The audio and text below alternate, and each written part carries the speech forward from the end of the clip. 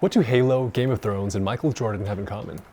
Each of them are flagship products that paved the way for broader adoption of the platform they came from. In Halo's case, Microsoft was trying to enter the video game console wars in the early 2000s to compete with the likes of PlayStation and Nintendo, each of which had their own cornerstone franchises. If you wanted to play Mario games, you had to buy Nintendo products. If you wanted to play Final Fantasy, you had to buy a PlayStation.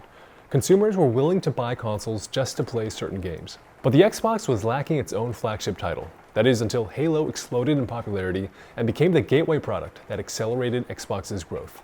What about Game of Thrones? It dominated the TV show zeitgeist of the 2010s, which also happened to be a contentious period for competing streaming platforms vying for growth. Game of Thrones quickly became HBO's most successful show of all time, and a key driver of HBO Max subscriptions.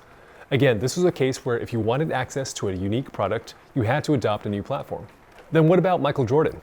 In this case, it's not a physical product serving as a gateway to a platform, but rather a celebrity serving as a gateway to an entire league and sport. The 80s and 90s for the NBA were periods of great growth and expansion into international markets. Michael Jordan became an international celebrity with such star power that even if you didn't follow the NBA, you knew of him. And through his celebrity status, drawing more viewers, the NBA was able to widen its reach. And that's the power of flagship products. It's not just that the product itself is widely successful. When leveraged properly, it enables businesses to build entire platforms and even bigger businesses on top of them. So in this video, we'll look at a few examples of this trend in action and also examine how businesses use these products to dominate their verticals.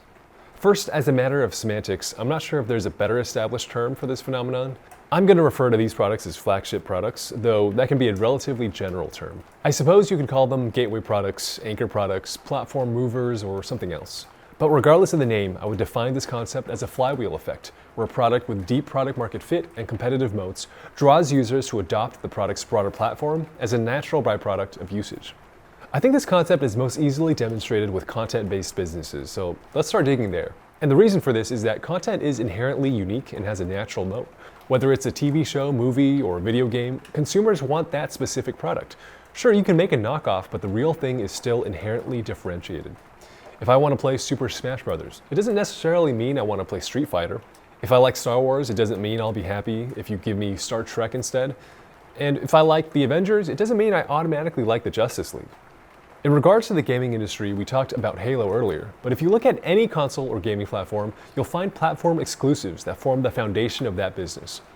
These system sellers, as some people might refer to these games as, are so critical to keeping audiences locked into a particular platform that they each have an evergreen strategy for live servicing or serializing new versions of that game. Just think about how many versions of Pokemon, Mario, or Call of Duty there are. Because of the platform critical nature and longevity of these products, they tend to be first-party developed or funded. Console companies in particular not only maintain tight quality control over these franchises, but strategically schedule and scope the games to complement the hardware specs and life cycles of their consoles. This pattern of platforms funding flagship content repeats across industries. Streaming platforms, for example, are another great one. Netflix recognized early on that licensing content wouldn't be enough to build a protected business and strategically entered the production side themselves. By funding shows like House of Cards and Stranger Things, they created their own flagship content that couldn't be found anywhere else. This gave their subscribers unique reasons to stay committed to Netflix. A corollary to this is when companies have to pay for a third-party content exclusivity to manufacture a moat.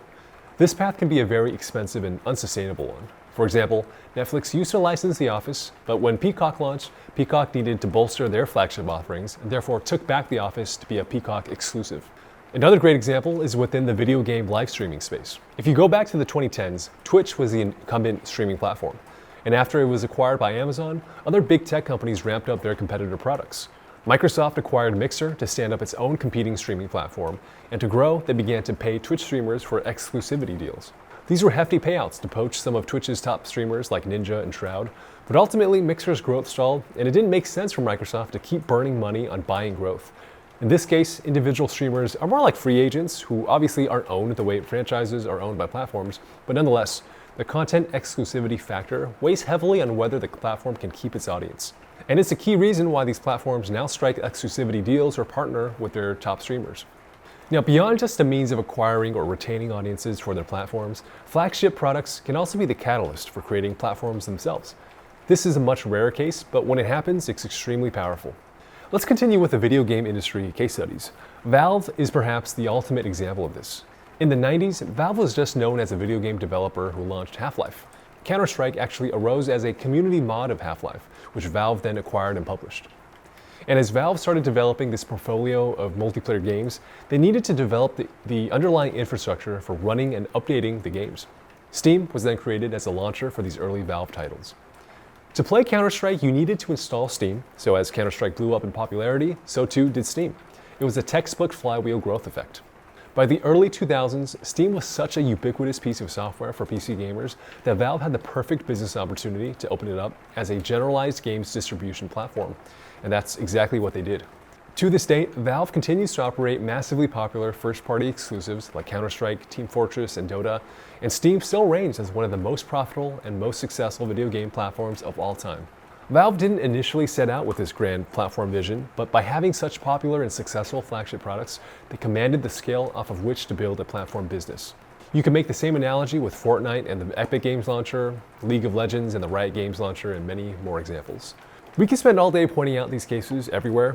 I mean, off the top of my head, the iPhone, Apple's flagship product, is a conduit for the App Store, an incredibly powerful and gated platform owned by Apple. Google Search, Google's initial flagship product, served as an entry point for billions of users into Gmail, Maps, Android, YouTube, and more. Maybe what I'll close the video with then is another broad observation that flagship products can also pioneer entire industries and introduce audiences to new platforms, which then further entrenches the power of the platform owner.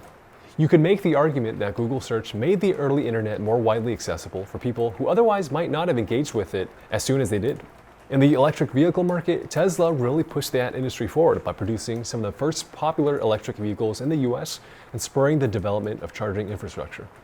OpenAI with ChatGPT put a consumer AI product in a lot of our hands for the very first time and paved the way for a flood of AI apps. These companies also indirectly take on the burden of educating new audiences on how to engage with these new things in the first place, making subsequent adoption of competitor products easier for everyone. So the next time you subscribe to a new service or buy a new product, maybe you'll notice how flagship products play a role in these decisions. And similarly, when we build and scale our own products, hopefully we'll be able to benefit from its tailwinds.